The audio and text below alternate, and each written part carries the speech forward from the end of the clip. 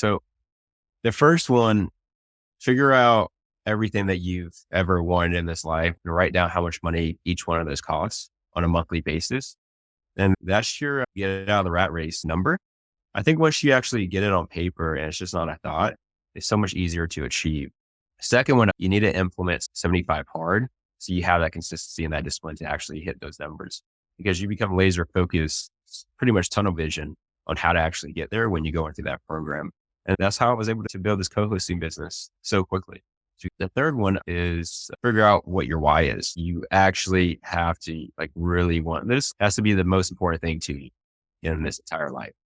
And if that's the case, then there's no doubt in my mind that you'll achieve what you're looking for.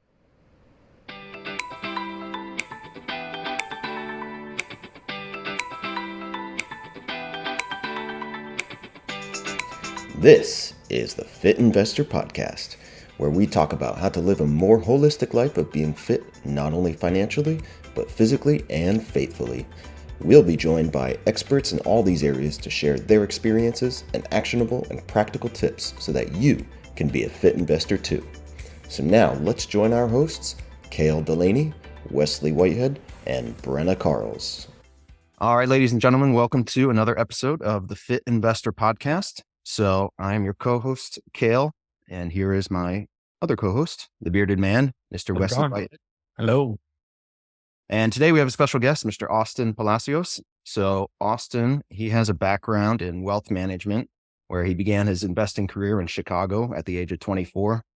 Since now moved to West Palm Beach, where he lives and invests. And his current portfolio consists of properties in Chicago, North Carolina, West Palm Beach, and Hollywood, Florida.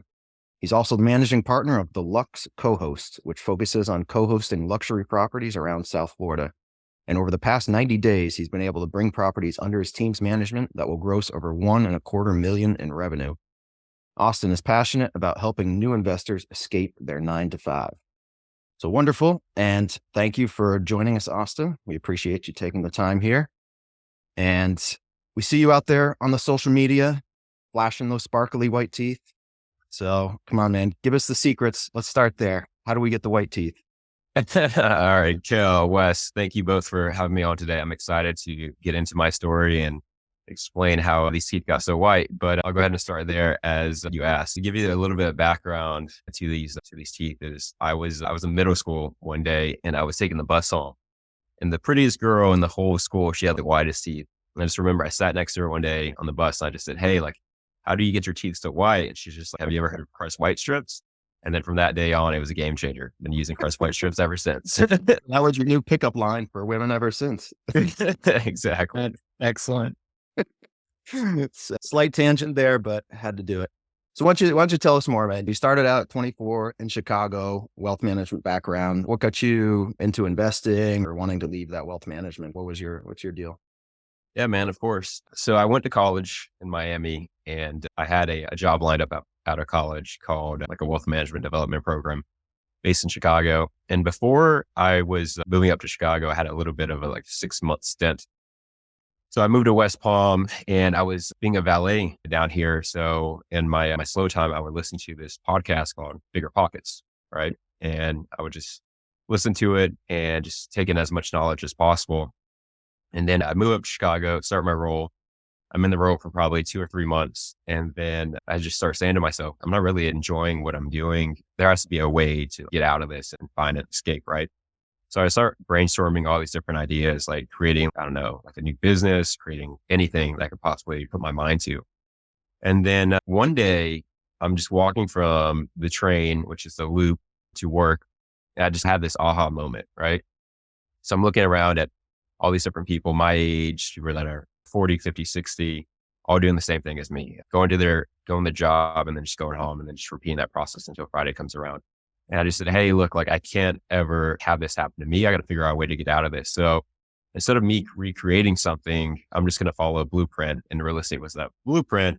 And then I just started engulfing more of bigger pockets. So I went to every single meetup around town, Monday through Friday. I didn't have a car in Chicago, so I would take a train an hour each way, go to these meetups and just learn and just network with all these investors that had so much more knowledge than me. And then I would ask these people to grab coffee. So over the next 4 months or so, I just learned as much as I possibly could, read the Bird Book by David Green, great book. If anybody hasn't read it yet.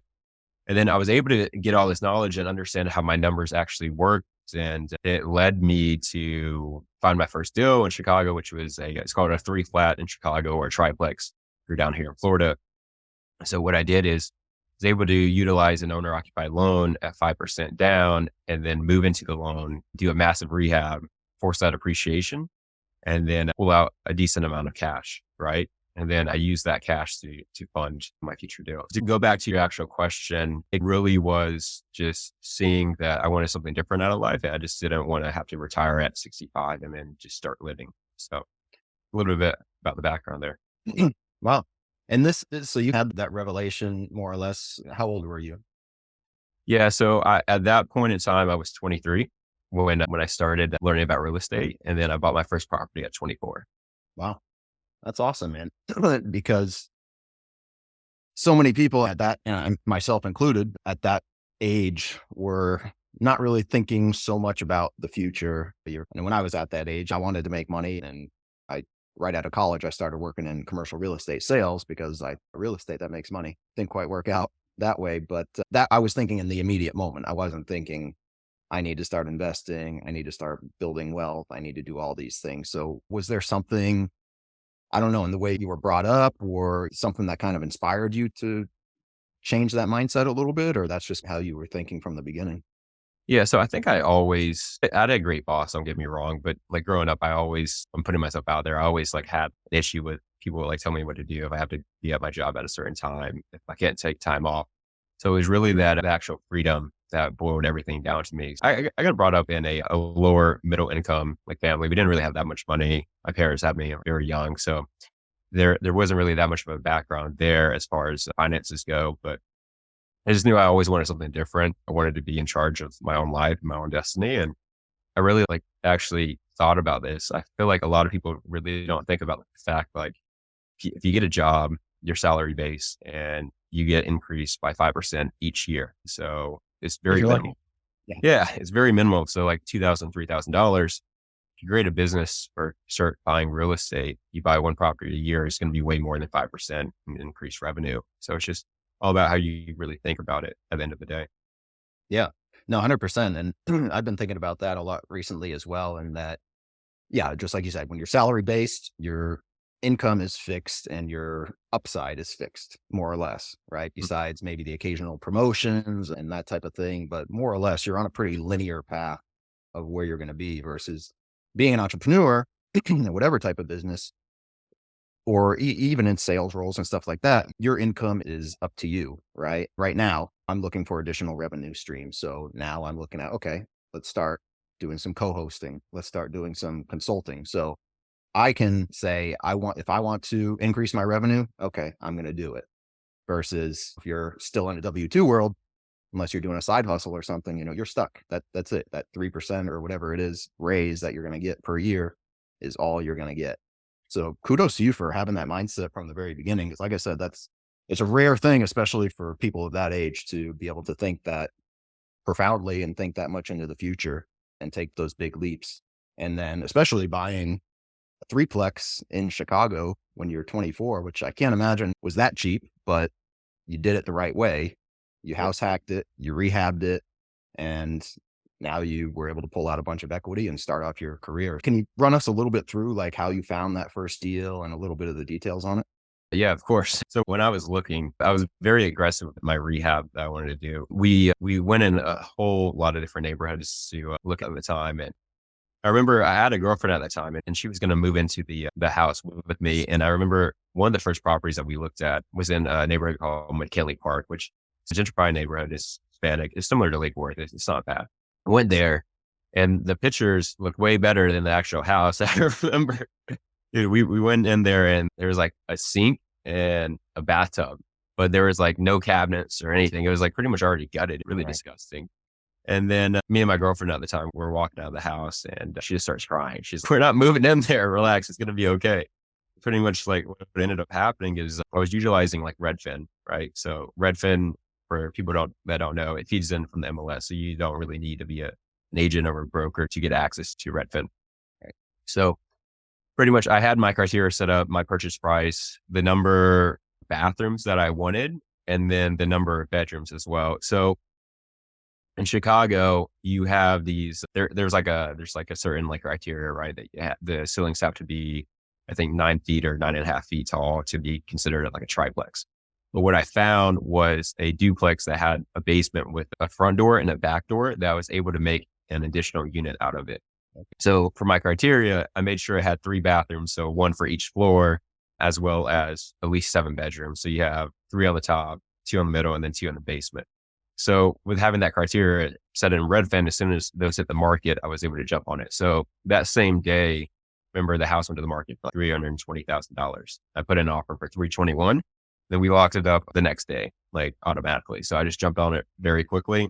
And once you know what you want or what you're looking for, you're able to move quickly. So yeah, that's glad I was just going to touch on that as well. Yeah. Setting your buy box, being clear on your goals and your criteria, which I was just talking with somebody else about that earlier this week. That's new and looking to get into short-term rentals. And she was saying, man, I'm overwhelmed. There's just not only is there so much information, there's so many markets. I don't even know where to start. And so that's critical, is narrowing down. You got to pick something. You got to pick a market. You got to know your price range, and you got to pick that criteria. You had it very strict of, okay, bedrooms, this area, there we go, bam. And you found a deal. And then real quick, for those of us who are not real estate guys like Kale is, can you explain a little more about how you did that down payment, how that financing worked out? Yeah, absolutely. So it's called an owner occupied loan, 5% conventional down loan. I don't know the exact term for it. If you reach out to a lender, they can let you know. I can't remember the name off the top of my head, but pretty much it looks like as long as you live in that property for a whole year, you're able to put down 5% and move into one of those units. And then the other units, you're able to rent. And then whenever you refinance or you move out or you buy another property, you can use, I believe it's 70 to 75% of the gross rents in the actual property to offset the current debt. So that debt comes off of your actual income or your DTI, debt to income ratio. Then you're able to then buy another property a year later. So okay, you put 5% down, and then roughly it's, I would say 3% in closing costs. Right. Okay. No, Thanks. awesome. Appreciate that. And what, if you don't mind sharing, what you said you sold it or you refinanced it and just pulled the money out? Yeah. So I refinanced it. So it's pretty crazy. Like I bought it in March, and then November time, I refinanced it for $475. So $160,000 in equity or so. So I was able to pull that out and then funnel that into the next deal. Awesome. And how much did you spend on the rehab? I did it as cheaply as possible. So what happened is in the beginning, I had a buddy who was my agent, but he was also a contractor. So I was paying him a ridiculous amount of money in contractor fees to do the rehab. And then I was just like, dude, this is a lot. And then I found a handyman, which was like 40% of the cost I was paying him to do it. So all in, I probably paid, I don't know, like 30,000, 35,000, 40,000 tops. Nice. More than that. So still was 130, 140,000 of equity or so in 6 months? So yeah, exactly. Like that. So that, again, this is the beauty of real estate. Something relatively simple like that, it can have a tremendous impact because that set you off for the rest of your career and where you are right now. And doing it like that, because this is the other objection that, or excuse or challenge that you get so much, is it takes so much money to get into real estate. What you just showed is it really doesn't. Look at that, 5% down on a $300,000 home, right? That's plus some closing costs. So you're in for less than 20 grand, right? Exactly. You rent to that property. And so again, people just listen to that. If you're young or you're newer and you don't have a lot of money, there are options out there. There's programs out there. Do something like that where you house hack it, you rehab it, and then you refinance it. It's a tremendous strategy right there. So after you refinance, you pulled out that equity. What was your next step? Yeah. So the next step was bought a property down. So I had moved back to West Palm during COVID. So I was looking for multifamily down here, because multifamily is extremely expensive down here in South Florida compared to Chicago. And the numbers didn't really work. So I was doing long-term up there. I was trying to do long-term down here. And in Chicago, I was cash flowing like $2,000 a month from all my tenants once I left. And I'm trying to hit those same numbers in South Florida and it's just not happening. So I had an agent at the time who was investing in short-term rentals and she was making a killing. And I looked at her numbers and I was just like, dude, this is insane. I need to find one of these. So the next property I found, it's a 3-bedroom, 2-bath house with a pool, had a great decor on the outside, Florida style home, bought that for $420,000. And then the first year that property grows $120,000 to $125,000 in gross. And then after our expenses and paying the mortgage, I kept probably half of that. So Awesome. That's awesome. Is that the one that you have the meetups at? no, so that's a different house. It's a different house. So, yeah. So the first one was a little bit smaller, 1340 square feet, 3 bedrooms, 2 bath, pool, pretty much open floor plan. And then we converted the garage to a game room. So Gotcha. that was a cool thing that we did. So, There you go. So another example, looking for opportunities, converting a garage to a game room or building out a garage or utilizing any of that wasted space to optimize, especially in the short-term rental world, is key. So that's awesome, man. So really good home run deals there. And now you're doing the co-hosting. What got you to start that? Or and you partner on that. So how did that come about? yeah, of course. I think as the market compresses right now and interest rates are going higher, it's very challenging to make these deals work from what we saw 2 years ago. So I'm still looking to buy right now, the same as you, but from a revenue standpoint, you charge 20% off of the gross amount that a property makes usually. So say a property makes $100,000 and then you're charging 20%, you're making $20,000 just in income from no money out of pocket and Right. pretty much just managing guest communication operations and everything like that. So it just was a mindset shift in like the current market that we're going into. Honestly, it's a great way to learn. It's a great way to get involved. Beginning of this year, I was like putting together all the details and thinking about how the structure of this company would work. And then I was partnered a little bit in the beginning with this other guy who brought me a deal. And the thing that really caused an issue with me and him is the fact that he just didn't have enough time. Like he would say yes, he'd do something and then he just wouldn't get it done. And then I'd be following up with them, and then it just would never get done. My business partner today, her name is Hannon, incredible rock star. She's been in the short-term rental business since 2015. Great person. So I was just calling her one day. I was just explaining like the difficulties I was having with my current partner. And she's like, hey, we can do this together. And I just said, all right, well, that solves my issue. I love working with you. I think you know your stuff. So it just worked out really well. And from that point, when we started working together, it's probably been 80 days. And the past 80 days, she handles all operations, all onboarding, all guest communication. And then I just focus on sales and acquisitions of new clients. Mm. And then within the past 80 days, we brought on 12 properties and then we're onboarding like 2 more right now. Wow. But we're really focused on properties that are going to gross at least $80,000 minimum, but we're hoping to find them with $100,000 in income. Right. So when you take 20% off the top of that, it's a substantial amount of income and barely any expenses, right? And profit margins are huge. So we just brought on 2 properties that I posted on social media a couple of days ago. Last year, they did $580,000 gross. Wow. And we were able to convert them over to our property management because they weren't happy with their prior property manager at the time. So that's awesome. That's impressive. Shoot, you said 12 properties in the last 80 days? Yes. That's awesome. So how are you, excuse me, how are you marketing or how are you finding these? Yeah. So the best way, and a lot of people don't like doing this, but with any business, from what I found, is the fastest way to bring on new clients. Instead of sending emails, instead of selling like mailers, the best way that I found traction is cold calling. So I'll scrape data from the MLS for long-term rentals that are currently furnished, that have been on the market for at least 30 days, that are in non-HOA communities.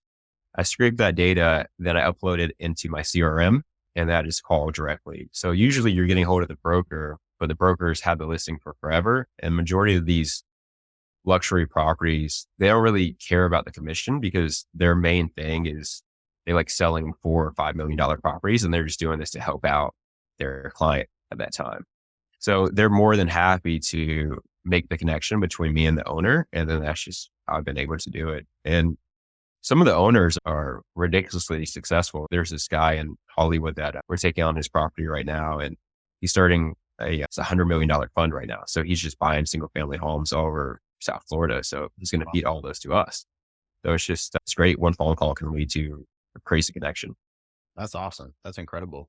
Have you, since this co-hosting venture is relatively new, have you received any like pushback in terms of when you're trying to sell or bring on the client and they're asking for, hey, how many other properties have you been co-host, or how long have you been doing this? Have you been receiving those objections at all, or? Oh yeah, definitely. So if you look up the Luxe Cohost on Google, you'll see it was founded 70 days ago. So you have that objection that you're always going to deal with. But what we do is, like I was saying before, Hannon's been in business since 2015. I say, hey, look, we've been in business for over 8 years, managing our own properties and investing in short-term rentals. You're not going to find a property manager that invests in short-term rentals that hasn't been investing for that long as well. You could go to Vicas or you could go to Evolve, but you're not going to have that hands-on approach and that revenue management that we can bring you. And then just lay out the details. Like our biggest why or biggest selling point is, hey, look, I invest in this asset class too. I know what works and what doesn't work. And I can give you advice to make sure your property is making the most income possible. Yeah, that's awesome. These are gems here for anybody listening. If you're looking to get into co-hosting, Austin just literally laid out the strategy for doing that. That's awesome. Thank you for sharing that. Of course. So what's your long-term plan then? It's just still build the co-hosting and grow your own portfolio at the time. Are you planning to stick in short-term rentals? Or are you looking to diversify at all, or kind of what's your outlook? Yeah. So I can give you like the 3-year and then the 10-year plan, what we want to accomplish. So I want to buy one more property, single family this year, make it a short-term rental. And then the goal is to end this year with 37 properties under management. And then eventually hire an operations manager or sales manager to pretty much take me and Hannon out of the business. And then towards probably, I say about September, the time this year, we're in the works of building out a course and a mastermind program for people that want to get into co-hosting. So if you look on social media right now, and I'm sure you see this a lot, but there's all these young kids who want to do Airbnb arbitrage. And honestly, me and Hannah, we don't believe in that model just because of regulations and having to deal with the current owners. It's just a huge headache. There's not that much upside. And then you have to still pay maybe like 15 grand to get into that actual house with like furnishings or so on and so forth. So our course is going to be based around co-hosting, right? So you don't have to have any property. You don't have to have the upcome amount to furnish the property. You're pretty much just running the property as efficiently as possible and solving the issue that the actual client doesn't have to manage it themselves, and then they get their time back. So that's what our coaching program is going to be about. And we're probably going to roll it out sometime in September and then have a mastermind tied around that as well. That's right. That's the Medellin mastermind. Right? Yeah. Yeah. That's my passion project. Awesome. It's going to be a good time. Awesome. That's super cool. Really big plans. And throughout all of this, I hope everyone has heard, Austin has been consistent and disciplined in everything he's done. And that's why he's gotten to where he's at. That's why he's successful. That's why he's able to do these multiple businesses and have these pretty big goals here. And sounds like he's very well on track to accomplishing them because he's setting those goals. He's backing into what he needs to do. And then he's taking that consistency and discipline to make it happen. And one of the things we talk about here, being that we talk about how to be fit, not only financially, but physically and faithfully, is that consistency and discipline is critical in all areas of life, right? Not just in your business, but in your fitness, in your faith as well. So why don't we touch on that? Why don't we talk on your fitness? How does this consistency and discipline play into that? Or is that where it comes from? What gives you that ability to be like that? Yeah, for sure. Great question. So last year, I really struggled with consistency and discipline to the degree that I wanted to be at. And so what ended up happening at the beginning of this year, a lot of people have probably heard of it, but there's a challenge called 75 Hard, which consists of pretty much incredible discipline, incredible consistency for 75 days. And just to name a few different things, drink a gallon of water a day. You have one workout inside, one workout outside, 45 minutes each. You read 10 pages of a book a day. You have to follow a diet, no cheat meals at all. And then the second program is like cold showers, implementing those as well. And so I wanted to go ahead and add that into my routine as well. But there's one or two other things I'm missing. Oh, and I cut out alcohol too. Sorry about that.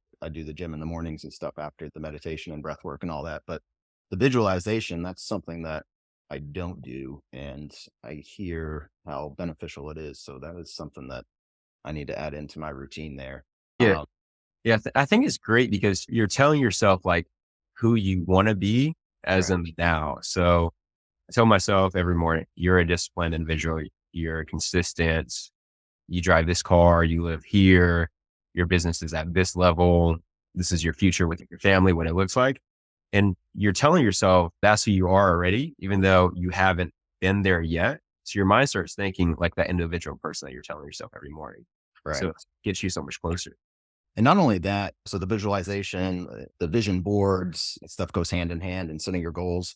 When you do that stuff, when you put it on paper or you speak it out loud, it helps manifest itself in your mind, just like you said. And your mind goes from a point of, let's say, for example, there's say, whatever, I want to have 37 co-hosting properties by the end of this year, right? To a lot of people, that's going to be like, oh my gosh, that's a big goal. Like, how am I going to do that? And your brain's going to automatically start talking yourself out of it versus you put that down, you put it out there. Now your mind's going to shift to, okay, how do I achieve that? So Exactly. this whole different mental switch there that goes off, which I think is key, and why I circled that in my notebook here, because I need to start doing that. That's a big thing. So that's awesome that you do that. And what do you think about the cold plunges? I haven't done one. I want to do one so bad. It's just, I don't even have a bathtub in my house or my apartment. It's just a straight shower for cold showers. So I gotta do one. I know there's one at Lifetime. I don't know if you've been up there yet, but Where's that? Palm Beach Gardens. Mhm. Yeah. I was just, another tangent here. I was just, this morning, I was dreaming about how the gym having a cold plunge, because I was doing legs today, and on leg days, man, it's like my body gets so overheated. Like when I'm in the middle of doing those workouts, like I'm fantasizing about like a cold plunge or jumping into an ice cold river or something. It's just, I wish they had one. So I'm going to have to, that's a little far for me to go up there, but that's, I'm going to have to Someone look. needs to make that a business here. Like they have saunas and cold plunges, like a health club. And that would be awesome. So there used to be one down it was all the way down in Miami Beach. It was like this Russian bathhouse. Okay. It was out in like a hotel right on the beach. But it had all that. It was actually had this hot tub that was actually continually being filled with fresh seawater.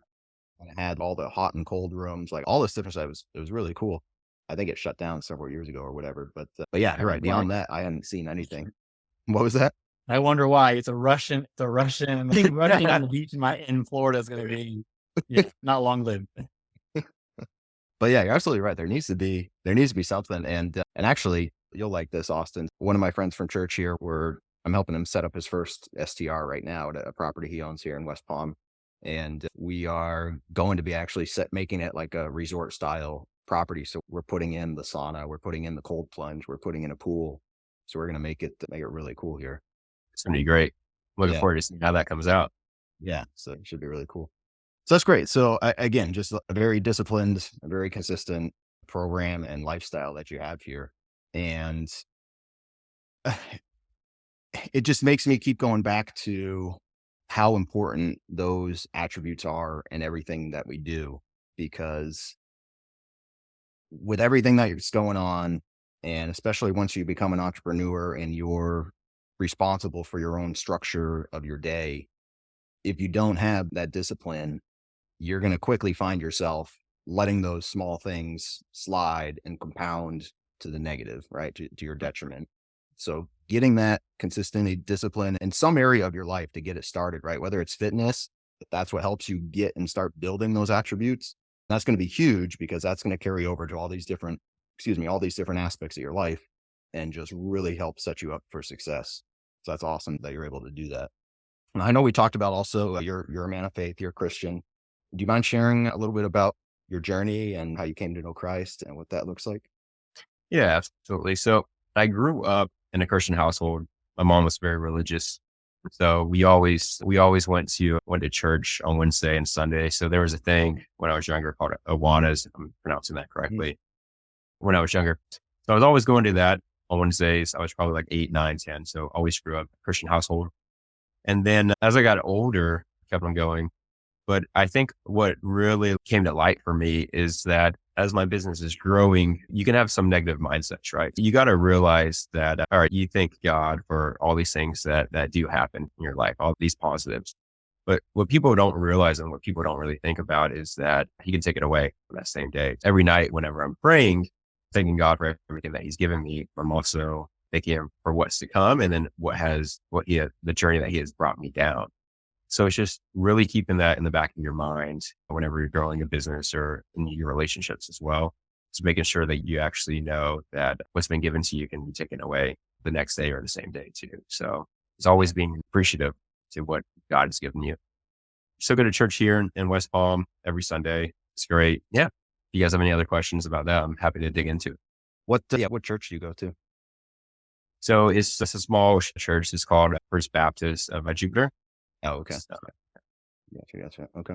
You said it is interesting to me because it's like a lot of times when you have a relationship with God, he'll end up giving you something and seeing how you steward it. And if you take something from the Lord and you hold on to it too tight, he's not going to give you something else. But if you're willing to hold on to it and let it go as needed and not be obsessed with it, that he can trust you with more to steward over. So that's a very good point. Yeah. exactly. Yeah. Exactly. He's not going to give you something that you can't handle at the end of the day. He wouldn't do that. He wouldn't put you in that situation. Everything that's thrown your way is what he's made you up to be to this current present day for you to handle. So I think I could have said it better myself as you did. Yeah. And we talked about that. I know we talked about that, Wes, when we were interviewing you in regards to not holding on to things so tightly because of the understanding that, yes, everything we have comes from the Lord. And just like you said, Austin, it can be taken away at any moment. And it is hard. It's very hard to come to grips with that and come to terms with that, especially if God does start blessing you with things. And so this goes back to, again, starting these disciplines and these mindsets as early as you possibly can, because starting with something little and really getting that in your head that, okay, this is not mine. I am a steward of this. And if it increases, wonderful. If it gets taken away, okay. And keeping that mindset as you grow and as you prosper, it's only going to make it better and easier for you in the long run. But no doubt it's a difficult thing. And we can only hope that we have the courage and the fortitude of somebody like Job to be able to accept if and when something like that does happen and still praise and bless God for everything. That's a really good mentality that you have there. And yeah, sorry, go ahead. Yeah, just one thing I wanted to touch on is, all right, so God gives you so much by the end of the day, you need to be given back too. So I'm a strong believer is what you give, you get back tenfold, right? Everybody in entrepreneurship, they always say that. One thing that I've been doing, and everybody can find their own way to give back, but I joined Big Brothers Big Sisters like a month ago. So I'm going through that whole process right now, but it's finding a way that you can actually give back, right? Because at the end of the day, God gives you so much, but what value are you bringing to this world too? So that I wanted to touch on. No, 100%. Yeah. I'm glad you brought that up. And just briefly, if you don't mind, like, how does the Big Brothers Big Sisters program work? Yes. So usually it's children that have had a difficult upbringing, right? So could have some parents in jail, or parents could be going through a divorce, things like that. So it just really depends. So you got to go through an interview process. You submit applications to Big Brothers Big Sisters. You have 3 referrals that they have to call, and then you have to get fingerprinted from 2 different organizations. And then pretty much what happens is that they set up an interview. So it's about an hour-long interview with somebody from Big Brothers Big Sisters. Ask you about yourself, your upbringing, very detailed and in-depth questions about like your childhood, making sure they don't have anybody that doesn't fit their brand or their standard. And then from there, they pair you with a few different people. They say, hey, look, I think you would be a great fit for this person. If you're not comfortable with their background or where they live, just let them know. And then it's not like the child is going to feel like denied because they don't let the child know until you say yes to them. So once you say yes to them, then it's up to you, but you want to at least spend an hour with them every 2 weeks or a month. Or yeah. So you pick them up from their house. You go out, I go boating. So you go boating, go to the park, play basketball, watch a game. Really depends on their hobbies and your hobbies. Yeah. No, that's awesome. And yeah, that's super important. So I'm glad you brought that up. And there was we have a corresponding Facebook group for this podcast as well. And somebody in there had brought up earlier this week about giving and ideas and things like that. And there were some really good conversations in there. But one of the key suggestions in there, and I think Wes, we had talked about this with you as well, is finding something that find something that you're passionate about. Right. And this can not only with giving, but really for anything, but for giving, find something that you're passionate about, find a cause that you're passionate about, and let that be the focus of where you give. And it doesn't have to be financially. It can be something like Big Brothers, Big Sisters, where it's a time investment, which very well may be more important and more needed than a financial investment. But yeah, if you're looking for ways to give back in your community or whatever, just again, find something that really touches your heart or breaks your heart and go in on that. Again, it can be financial, it can be time, it can be so many different things, but it's super important to be able to give back as part of your faith and everything. And just like you said, blessings do come back because of that. Scripture even says that. So it's super, super critical. So I'm glad that you brought that up and that you're doing something like that. Yeah. This has been great, Austin. You just a really very structured, very disciplined life. It shows in where you've gotten and where you are right now. You should be proud of what you accomplished here. And there's lots of really great tidbits and golden nuggets here for our audience. So people, please take a listen to this. Just so much good stuff here. To wrap it up, get into our last closing segment here. We just want to ask you a couple closing questions. So you mentioned one book already that had a big impact on you, Breaking the Habits of Being Yourself, which I'm going to look that up. But do you have, because we'd like to go in 3. So we typically ask, do you have 3 books that have impacted your life in any of these areas? Yeah, that's a good one. I'm reading a book right now that's really good. It's called Traction. So if you're growing any business right now, I highly recommend you pick up Traction because it breaks down the small details that you don't think about when you're starting a business, as far as like values and like where you want to take the company, your 10-year goal, all these things that you think are like far off in the future. You need to like actually bring them into your realization today so that you can get to like where you want to go. So that's a great book. Trying to think what else. Like I said, it's probably the original one that everybody always reads. Rich Dad, Poor Dad. Great book. Love that one. And then Breaking the Habit of Being Yourself too. So the 3 that I would recommend. Great. And then if you could pick 3 actionable or practical tips for our audience, it can be in any of these areas that we discussed, but 3 actionable and practical tips that you'd like to leave them with. Yeah. So the first one, figure out everything that you've ever wanted in this life, what your ideal life would look like: cars, money, significant other, faith, freedom, traveling, and write all that down and write down how much money each one of those costs on a monthly basis. And that's your get out of the rat race, have everything that you ever wanted in your life number, get that down on a piece of paper, and then figure out like, how do you actually get to that number? How much real estate you need to buy, how many clients you need to bring on, things like that. I think once you actually get it on paper and it's just not a thought, it's so much easier to achieve. So that's the first one that I would say. Second one, I would say, if you want to reach that first one, you need to implement 75 hard. So you have that consistency and that discipline to actually hit those numbers, because you become laser focused, pretty much tunnel vision on how to actually get there when you go into that program. And that's how I was able to build this co-hosting business so quickly, because I was in 75 hard at the same time. The third one I would just say is figure out what your why is. Like, why do you want to start this business? Why do you want to invest in real estate? And it needs to be a burning desire, like in your head. At the end of the day, you actually have to like really want this. Has to be the most important thing to you in this entire life. And if that's the case, then there's no doubt in my mind that you'll achieve what you're looking for. Yeah. Beautiful. Those are very good tips. Again, thank you so much, Austin. Really great information. I think our audience is going to get a lot from this. And if they want to find you, if they want to reach out to you, what's the best way to find you and follow you? Yeah, you guys can reach out to me on Instagram. It's my first and last name _ So Austin Palacios, AUSTIN PALACIOS _ Then you can reach out to me on Instagram and I'll reply to you. All right.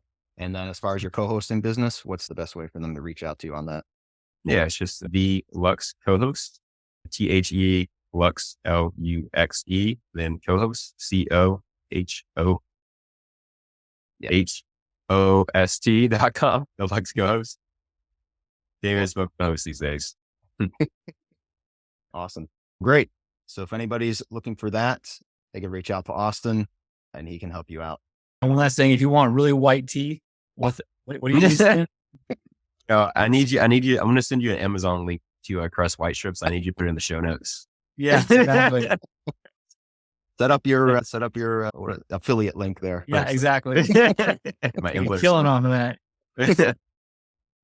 Very good. Very good. Thank you again, Austin. And ladies and gentlemen, join us for the next episode. If you like what you hear, subscribe and rate us. Talk to you guys next week. All right. Oh.